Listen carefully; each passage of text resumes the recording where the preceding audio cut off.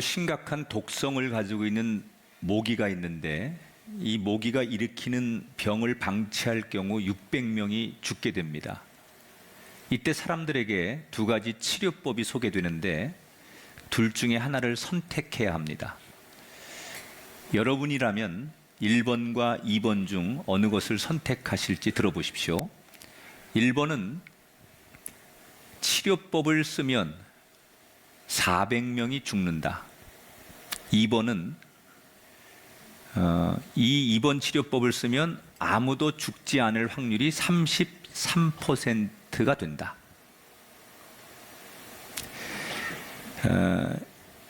이것은 1981년 미국의 심리학자인 카너먼과 트버스키가 실제로 대중들을 향해서 실험한 내용입니다. 사실 1번, 2번은 모두가 같은 치료법이고 다만 말의 표현을 조금 바꿨을 뿐입니다. 그런데 말만 조금 바꾸었을 뿐인데 똑같은 치료법, 똑같은 결과가 나오는 건데 사람들 80% 가깝게 2번 치료법을 선택하는 것으로 나왔습니다. 왜냐?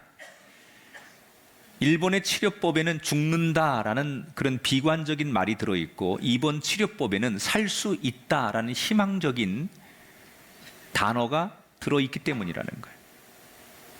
인간은 본능적으로 똑같은 상황이면 희망이 있는 곳으로 자신의 마음, 생각, 몸이 움직이게 돼 있습니다. 우리가 살아가는데 먹는 것도 중요하고 돈도 중요하고 많은 문화가 필요하지만 인간에게 제일 필요한 것은 희망, 호프, 꿈. 이게 인간에겐 정말 필요한 거예요.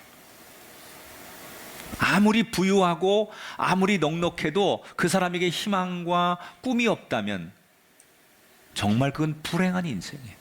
그러나 아무리 비참할지라도 그에게 아직도 희망과 꿈이 있다면 그는 가능성이 있는 인생이에요.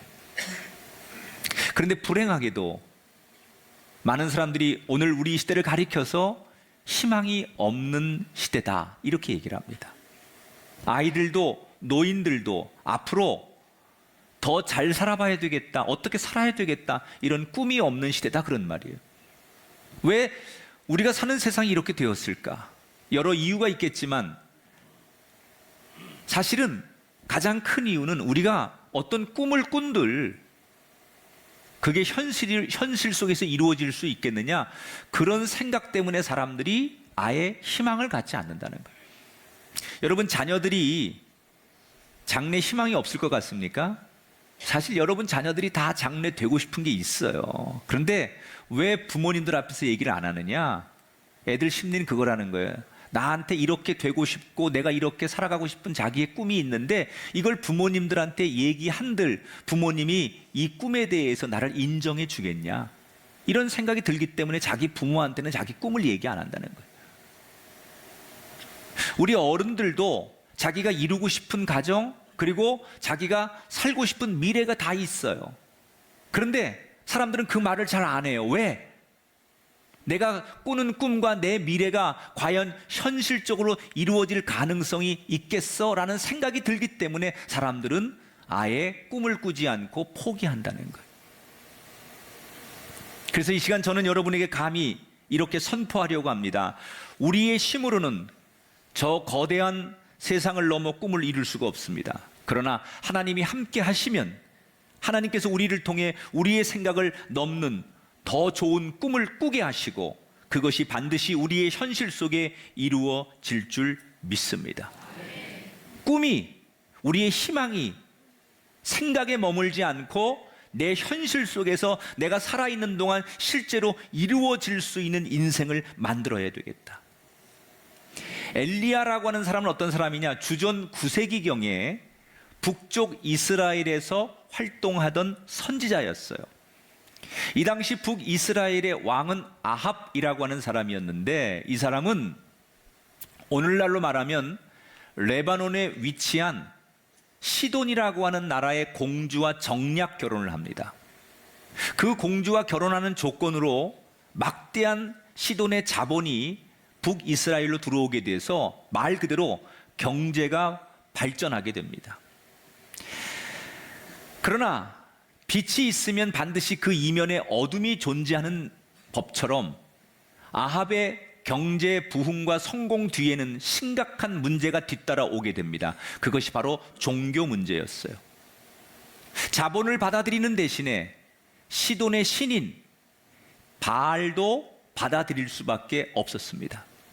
그래서 나라 전역에 바알 신전들이 세워지고 바알 신을 믿는, 요즘을 말하면 무당들이, 가짜 예언자들이 수천 명 양성화되기 시작합니다.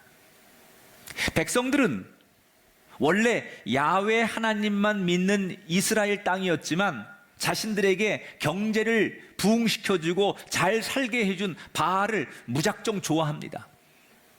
그 결과 자기들이 지켰던 여호와 신앙은 점점 멀어지게 되고 오히려 교회와 주의 종들이, 교인들이 탄압을 받으며 소외 속에서 당시의 교회는 점점 쇠퇴하기 시작합니다. 모든 사람들은 지금의 상황에 만족합니다. 아무것도 문제될 게 없습니다. 잘 살면 됐지. 이렇게 경제적으로 부흥하고 우리가 만족하게 살면 됐지. 종교가 여러 개면 어떻고 우리가 가졌던 기독교를 버리면 뭐가 어떻겠어 라는 생각을 모든 사람들이 갖습니다. 그러던 어느 날 그렇게 아무 문제 없다고 생각하는 모든 사람들 앞에 딱 한눈에 보기에도 촌뜨기처럼 생긴, 그러나 왠지 범상치 않은 느낌을 주는 한 남자가 나타나더니 모든 사람들이 지켜보는 앞에서 당시에 절대 권력자였던 아합 왕에게 자신을 소개하고 놀라운 말을 하게 되지요. 이 사람이 아합 왕 앞에 나타나더니 이렇게 외칩니다. 나는 디셉에서 온 엘리야라고 하는 하나님의 종인데 하나님께서 나에게 주신 말씀을 내가 그대로 전하고 예언한다. 그러면서 뭐라고 선언을 하느냐? 이 땅에 하나님께서 허락하지 않는 한, 하나님이 허락하실 때까지 단 한 방울의 비도 내리지 않게 될 것이다. 아주 촌스럽게 생긴 사람이 나타나서 내가 하나님의 종인데 하나님이 내게 주신 말씀을 내가 예언으로 전하니까 잘 들어라. 그리고 미친 사람처럼 한마디를 외쳤는데 사람들이 한 귀로 듣고 한 귀로 흘려 보내면서 설마 저 미친 사람이 한 얘기가 이 땅에서 이루어지겠어? 라고 생각을 하지요. 그러나 그 한마디는 현실로 이루어지고 시간이 흘러 그 엘리야가 예언한 대로 3년 6개월 동안 이스라엘 땅에 단 한 방울의 빗방울도 내리지 않는 가뭄이 시작됩니다. 농사에 쓰이던 물은 물론이고 왕궁에 물을 공급하던 샘까지 다 말라버립니다. 얼마나 다급했던지 성경에 보니까 아합 왕이 신하들을 데리고 직접 물을 찾아다닐 정도로, 왕이 그 정도였다면 일반 백성들이 당하는 고통과 절망은 얼마나 컸을까 상상이 됩니다. 아합 왕은 이렇게 이 땅에 비가 내리지 않고 극심한 가뭄 때문에 고통을 당하는 그 모든 원인이 3년 6개월 전에 이 땅에 비가 내리지 않을 것이라고 툭 던지고 돌아섰던 그때 그 엘리야라고 하는 놈 때문에 생긴 일이니 그 놈을 죽여야 한다라고 복수심에 불타게 됩니다. 그런데 그 어느 날 이 엘리야가 자기 발로 아합 왕 앞에 나타나서 느닷없이 또 하나를 제안하기 시작하죠. 당신이 그렇게 의지하고 믿는 바알신, 이 땅의 풍요와 번영과 사람들을 잘 살게 만들어준다고 믿는 그 바알을 섬기는, 그 바알신을 섬기는 선지자들, 무당들 850명을 모아주시오.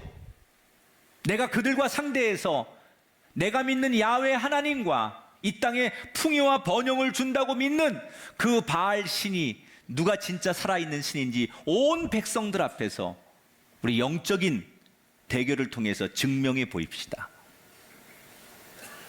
너무나 황당한 제안을 아합 왕은 뭔가라도 보여주고 싶은 마음에 선뜻 받아들이게 되고, 잠시 후 얼마 뒤 갈멜산은 말 그대로 사람들의 인파로 들썩거리기 시작합니다. 우선은 아합 왕과 신하들 그리고 많은 백성들이 갈멜산에 모여들고, 권력을 등에 입은 바알의 선지자들이 이미 대결 전부터 갖가지 악기를 동원하고 꽹과리를 동원하고 그리고 장구를 동원하고 기선을 제압하기 위해서 노래를 부르고 음악을 틀기 시작합니다. 반면에 하나님의 종이었던 엘리야는 단 한 사람이었기 때문에 자기가 부르는 노래, 자기가 떠드는 소리는 그 850명과 그들을 추종하는 사람들의 소리에 파묻혀 도무지 들리지 않습니다. 숫자 면에서, 권력 면에서 엘리야는 주눅이 들 수밖에 없는 상황입니다. 드디어 대결이 시작됩니다. 이 대결은 양쪽에 배정된 송아지와 송아지에 어떤 신이 불을 내려서 이 송아지를 불태우는지, 그 신이 참 신임을 드러내는 대결입니다. 먼저 바알 신을 믿는 무당들이 450명이 올라옵니다. 그리고 그들이 기도하기 시작하죠. 꽹과리를 울려대고 온갖 그들의 주술을 외우고 450명이 합동으로 뛰고 뒹굴고 소리를 지르며 자신들의 신을 부릅니다. 바알 신이요, 바알 신이요, 여기를 태워주소서.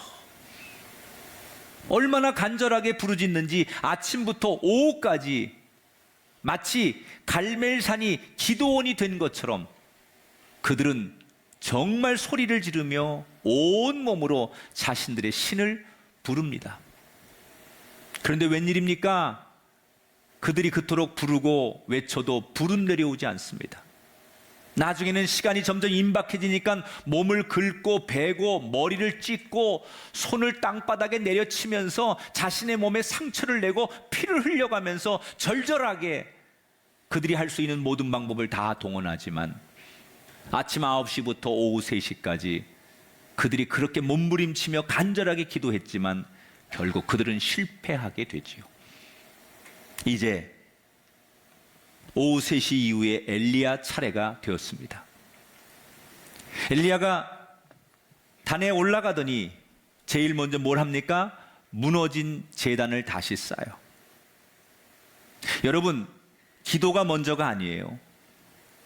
예배가 회복되고, 여러분 제단 앞에서 여러분이 신령한 마음이 회복될 때 여러분의 기도는 이루어지는 거예요.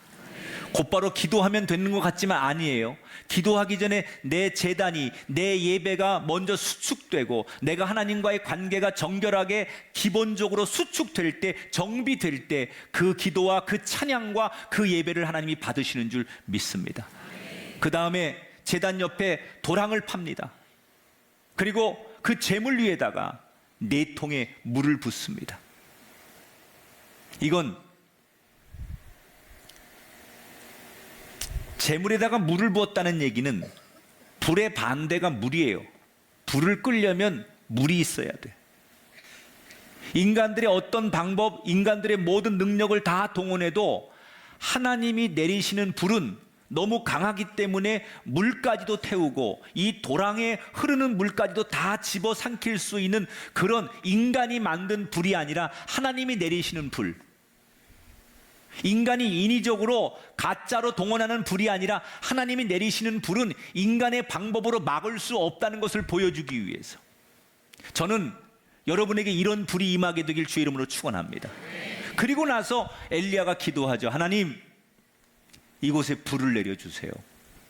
하나님이 살아계심을 이곳에 불을 내리셔서 보여주세요. 조금 전에 무당들 450명이 날뛰고 미친 듯이 소리치며 기도했던 그 모습과는 정반대입니다. 소리를 치거나 자신의 몸을 자학하지 않습니다. 그저 엘리야는 마치 하나님이 옆에 계신 것처럼 말하듯이 하나님, 당신이 살아계심을 이곳에 불을 내려서 보여주시옵소서 라고 그는 한마디 기도합니다. 몸부림치지 않습니다. 그저 하나님께 당신이 살아계심을 보여달라고, 불을 내려달라고 엘리야는 나지막하게 그렇게 하나님을 향해 기도합니다. 그런데 어떤 결과가 왔을까요? 38절을 함께 읽어보겠습니다. 시작. 여호와의 불이 내려서 번제물과 나무와 돌과 흙을 태우고 또 도랑에 물을 핥은지라. 할렐루야. 엘리야가 기도하자 하늘에서 불이 임해서 모든 것을 다 태웠어요. 물도 태우고 그 도랑도 넘어서 완벽하게 사람들이 준비하고 사람들이 막아놓을 수 있는 모든 조건을 다 뛰어넘어서 완벽하게 모든 것을 다 태웠어요. 여러분, 우리는 세상이 주는 따뜻한 불이 아닌, 인간이 끄고 필 수 있는 불이 아닌, 인간이 감당할 수 없는, 사람이 만들 수 없는 하나님의 불, 그 불이 여러분의 가슴에, 여러분의 인생에, 여러분의 가정에 임할 때 진짜 여러분의 인생은 거듭난 인생이 될 줄 믿습니다. 사람이 주는 불이 아니라 하나님이 주는 불, 그 성령의 불이 우리의 가슴 속에, 우리의 인생 속에 임할 때 그 인생은 세상이 감당할 수 없을 만큼 위대하고 쓰임받는 인생이 되는 거예요. 여러분에게, 우리 교회 위에 이 하나님의 불이 임하게 되길 주 이름으로 축원합니다. 여러분 보십시오. 6시간 동안 그렇게 몸부림치며 기도했던 무당들의 기도는 이루어지지 않았습니다. 그런데 엘리야의 기도는 단 한 번의 응답이 됐습니다. 많은 사람들이 기도해도 되지 않던 일이 단 한 명에 의해서 이루어졌습니다. 많은 돈과 권력이 동원돼서 하지 못한 일을 아무것도 갖지 못한 엘리야가 이루어냈습니다. 양쪽 다 간절했는데 한쪽은 숲으로 돌아갔고 한쪽의 기도는 현실로 이루어졌어요. 모두가 소원을 했고 모두가 불을 원했어요. 모두가 자기의 신에게 여기에 불이 내려오기를 구했어요. 그런 희망이 있었어요. 그런 소원이 있었어요. 그런데 한쪽은 안 되고 한쪽은 됐어요. 도대체 엘리야의 비결은 뭐였을까? 그것을 알려면 그 당시의 모습을 지켜봤던 증인들이었던 백성들의 입에서 나오는 얘기를 들어봐야 돼요. 39절을 함께 읽어볼게요. 모든 백성이 보고 엎드려 말하되 여호와 그는 하나님이시로다. 여호와 그는 하나님이시로다. 백성들이 뭐라고 말해요? 이건 저 엘리야가 대단해서 한 일이다, 이렇게 말하지 않아요.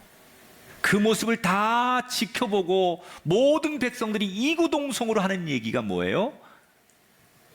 저것은 하나님이 하신 거다. 저건 하나님만이 할 수 있는 일이다. 백성들이 엘리야를 보면서 엘리야가 대단하다, 엘리야가 특별하다, 엘리야는 비범한 사람이다, 이렇게 말하지 않았습니다. 저건 하나님의 힘이다라고 인정을 했다는 거예요. 사실 엘리야는 450명의 무당보다 인기에서도 밀리고 돈에서도 밀리고 권력에서도 밀렸습니다.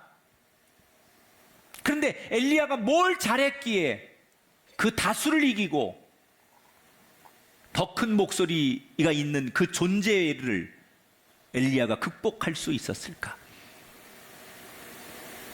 그 키포인트는 기도의 대상을 잘 잡았다는 거예요. 따라합시다. 하나님만 바라보았습니다. 엘리야는 처음부터 마지막까지 오직 하나님께만 기도를 올려드렸어요.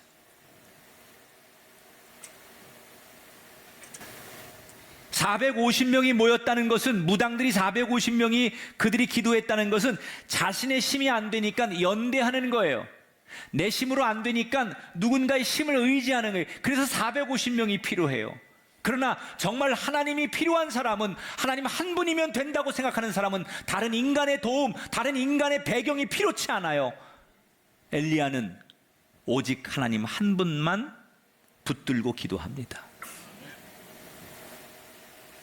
그 하나님이 엘리야에게 힘을 주셔서 인기도 돈도 권력도 간절함도 다른 조건도 이기게 하신 줄 믿습니다. 사람이 간절하다고 해서 다 그 소원이 이루어지는 건 아니에요. 절박하고 마음속에 꿈이 크다고 해서, 생각이 있다고 해서 다 그 꿈이 이루어지는 건 아니에요. 어떤 인간도 다 꿈이 있어요. 다 희망이 있어요. 다 소원을 가지고 살아요. 그런데 어떤 사람의 꿈과 소원은 이루어지는데 어떤 사람의 꿈과 소원은 이루어지지 않는 이유는 뭘까요? 기도의 대상을 잘 붙들어야 돼요. 우리의 희망과 우리의 꿈이 현실로 이루어지려면 다른 걸 구하면 안 돼요. 다른 걸 찾으면 안 돼요. 오직 하나님께만 기도해야 돼요. 그렇게 450명과 엘리야의 기도 대결은 엘리야의 승리로 끝나고 450명의 무당들은 모조리 그곳에서 죽음을 당합니다. 그리고 당황해하는 아합 왕 앞에 다시 엘리야가 서게 되지요. 근데 이 엘리야가 인격자예요.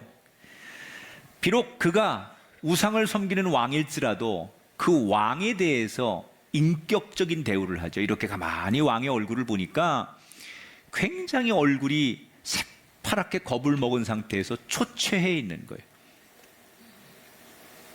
겁을 먹었다는 것은 하나님의 진노가 두려웠을 것이고, 초췌해 있다는 얘기는 그만큼 그도 고뇌와 고민이 많았다는 얘기예요. 초췌해 있다는 얘기는 어떤 거냐면, 이 왕도 나라가 너무나 가뭄 때문에 괴롭고 힘드니까 자기 나름대로 왕으로서 자기 할 일을 하기 위해서 비를 내려달라고 자기도 금식 기도를 했던 거예요. 물론 그 금식 기도를 누구에게 한 거예요? 하나님이 아닌 번영을 주고 자신들을 잘 살게 해준 바알 신에게 무당들을 통해서 했겠죠. 그러나 자기도 나라가 워낙 위중하니까 금식이라도 해내면서 비를 달라고 나름대로 기도했던 거예요. 그 모습을 지켜보는 엘리야의 마음이 짠한 거예요. 그래서 왕에게 인간적으로 엘리야가 이렇게 얘기하죠. 18장 41절에 보니까 왕이시여 이제 올라가서 먹고 마시소서. 곧 큰 빗소리가 있을 것입니다. 왕이여 더 이상 걱정하지 마시고 이제 이 땅에 하나님이 내리는 이 가뭄의 재앙이 멈추고 비가 내릴 것이니 이제 더 이상 그렇게 굶지 마시고 편히 가서 먹고 기다리십시오 라고 메시지를 주었다는 거예요. 아마도 아합은 그 갈멜산 어디에 있는 별궁 같은 곳에 들어갔을 것이에요. 그리고 곧바로 엘리야는 갈멜산 꼭대기로 올라가 그 유명한 무릎과 무릎 사이에 자기 얼굴을 파묻고 비를 달라고 7번 기도를 하죠. 마지막 7번 기도 후에 자기 종으로부터 저 산 너머에 손바닥만한 구름이 일어나고 있다는 이야기를 듣고 엘리야가 별궁에 있는 왕에게 찾아가서 잠시 후에 폭우가 쏟아질 것이니 채비를 갖춰 왕궁으로 돌아가라고 일러줍니다. 비가 내리면 마차가 빠져서 더 이상 갈 수 없으니 왕을 배려해서 비가 오기 전에 얼른 이 갈멜산에서 왕궁으로 돌아가라 라고 미리 얘기를 해준다는 거예요. 아마도 아합 왕의 마차는 가는 도중에 폭우를 만나 그 마차의 바퀴가 진흙에 빠져서 움직이지 못했을 거예요. 그러나 왕은 가지 못하는 마차를 원망하는 것보다는 가문 이 땅에 비가 내리는 거에 즐거워하고 마차에 내려 하늘을 향해 만세를 부르고 하나님 앞에 감사를 드렸을지 몰라요. 백성들도 덩실덩실 춤을 추고 만세를 부르고 다시 이 땅에 희망이 있다는 것 앞에 감사하며 오늘의 이야기는 끝이 나요. 제가 오늘 이 성경 이야기를 마무리하면서 아합과 엘리야의 기도를 함께 여러분에게 보고 싶어요. 여러분, 아합도 비를 오게 해달라고 기도했고 엘리야도 비를 오게 해달라고 기도했어요. 그런데 아합의 기도는 허무하게 끝난 반면에 엘리야의 기도는 결국 응답을 받았어요. 무엇이? 희망을 한 사람은 현실로 만들고 한 사람의 희망은 물거품처럼 허무하게 끝나게 만들었을까? 그 비결이 오늘 성경 본문 시작 1절에 등장을 해요. 18장 1절 말씀 같이 읽어보겠습니다. 시작. 여호와의 말씀이 엘리야에게 임하여 이르시되 너는 가서 아합에게 보이라. 내가 비를 지면에 내리리라. 따라합시다. 말씀이 임하여 이르시되. 자, 아합은 그저 내 마음, 내 생각에 이렇게 되었으면 좋겠다, 자신의 희망과 자신의 생각을 담아서 금식 기도를 했어요. 그러나 엘리야는 이미 하나님의 말씀에서 응답을 받은 상태에서 기도를 시작했어요. 내 생각과 내 감정으로 이렇게 되었으면 좋겠다라는 긍정론을 가지고 기도한 사람하고 하나님의 말씀을 믿고 말씀을 듣고 말씀의 확신을 가지고 기도한 거하고는 다르다는 얘기예요. 우리가 기도가 되고 안 되는 이유 가운데 하나가 뭐냐? 그냥 곧바로 기도의 자리에 가서 기도하는 그런 기도가 아니라 그 기도가 다른 기도가 되고 그 기도가 현실 속에서 응답되는 기도가 되려면 말씀이 동반되는 기도가 되어야 된다는 거예요. 한국의 교인들은 그저 말씀 없이도 기도만 하면 되는 줄 알았어요. 부르짖기만 하면 되는 줄 알았어요. 물론 하나님 앞에 부르짖기만 해도 하나님 우리의 그 간절함을 들으시는 분 맞아요. 그러나 차원이 좀 높아지는 기도는 말씀과 함께 기도가 따라가야 된다는 거예요. 말씀의 응답을 받고 말씀의 확신이 있고 말씀을 붙들고 그 말씀을 통해서 은혜를 받고 그 말씀을 붙들고 기도의 자리에 갈 때 그 기도는 꿈이 아닌, 희망이 아닌 현실의 기도가 되는 거예요. 여러분, 말씀과 함께 기도의 자리에 갈 수 있기를 축복합니다. 하나님의 말씀, 그 말씀이 세상을 만드시고 지금도 그 말씀이 세상을 주관하고 계십니다. 그런데 많은 교인들은 하나님 말씀과 상관없이 내가 생각하는 감정과 내가 생각하는 소원만 가지고 하나님 앞에 부르면 그게 기도라고 생각하는 거예요. 아니에요. 좋은 기도는 말씀이 먼저 가고 기도의 행위가 뒤따라가는 거예요. 그런 의미에서 여러분, 말씀의 응답을 받으세요. 이 주일날 오셔서 하나님이 김학중 목사를 통해서 주시는 말씀, 엘리야를 통해서 주셨던 그 시대의 메시지처럼 하나님이 이 강단에 여러분들에게, 여러분 가정에게, 여러분의 인생에게 하나님께서 주시고 싶어하는 메시지를 김학중 목사라고 하는 사람을 통해서 이 메시지를 주실 때 이 말씀을 붙드십시오. 이 말씀을 믿으십시오. 이 말씀을 확신하십시오. 이 말씀을 듣고 기도의 자리에 나가십시오. 그때 여러분의 꿈은 현실로 이루어질 줄 믿습니다. 여러분, 송구영신 예배 때 말씀 카드 드리죠. 그런 어떤 분들은 무속신앙에 근거한 것들을 기독교가 오용하는 거다. 그렇지 않습니다. 전 그렇게 생각하지 않습니다. 확률 게임이거나 로또 복권 맞는 것처럼 아무거나 복골복으로 뽑는 말씀 아닙니다. 하나님 그 순간 분명히 그 말씀이 그 사람에게 필요한 사람의 그 말씀을 뽑게 하실 거예요. 마치 구약의 제비 뽑기처럼 하나님께서 그 순간 하나님의 뜻하신 계획대로 그 말씀을 한 사람 한 사람에게 주시는 거예요. 저는 그 말씀을 가끔 올해도 목회하면서 제가 감독 선거하면서도 힘들 때마다 그 말씀을 다시 꺼내보는 거예요. 아, 그렇구나. 하나님이 그래서 이 말씀 주셨구나. 그 말씀을 보고 또 깨닫고 그 말씀을 적용하면서 또 다음 일을 행하고 기도할 때 제가 1년을 살아올 수 있었어요. 여러분, 하나님은 기도의 응답을 주시기 전에 말씀을 먼저 주십니다. 나는 우리 꿈의 교회 성도들이 그저 하나님 앞에 기도의 자리에 곧바로 가는 사람이 아니라 말씀이 앞서가고 그 말씀을 따라 기도의 자리에 가는 엘리야 같은 기도자가 되기를 주 이름으로 축원합니다. 말씀을 잘 보셔야 돼요. 힘들수록 말씀 앞에 서셔야 돼요. 어려울수록 말씀이 있는 곳으로 가셔야 돼요.